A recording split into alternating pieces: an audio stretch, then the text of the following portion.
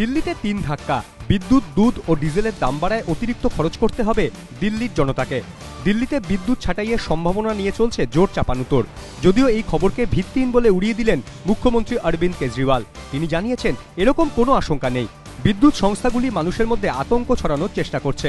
পাল্টা বিদ্যুৎ সংস্থাগুলির উদ্দেশ্যে কেজরিওয়ালের হুঁশিয়ারি, বিদ্যুৎ সংস্থাগুলির বিরুদ্ধে সিএজি অডিটের নির্দেশ দেওয়া হয়েছে। এরকম চললে সংস্থার লাইসেন্স বাতিল করতেও সরকার পিছপা হবে না। তবে বিদ্যুৎ সংস্থাগুলি নিজেদের অবস্থানে অনড়। এনটিপিসি সাফ জানিয়েছে, টাকা না দিলে বিদ্যুৎ মিলবে না।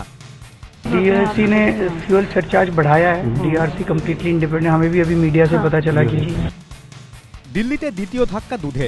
লিটার প্রতি 2 টাকা করে দাম বাড়ল দুধের। মাদার ডেয়ারির 1 লিটার ক্রিম দুধ কিনতে আগে 44 টাকা দিতে হতো দিল্লিবাসীকে, এখন 46 টাকা দিতে হবে। টোন দুধের দাম ছিল 34 টাকা, এখন হলো 36 টাকা। এরই মধ্যে তৃতীয় ধাক্কা ডিজেলের মূল্য বৃদ্ধি।